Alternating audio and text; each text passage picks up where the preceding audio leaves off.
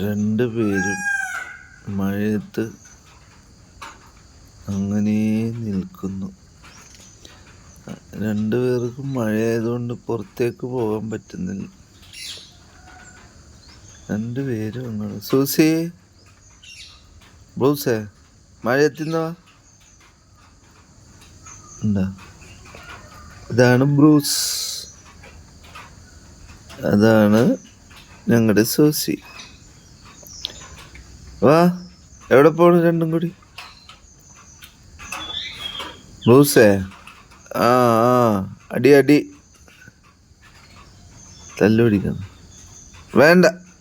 Bruce, bad. Susie ഉണ്ട്.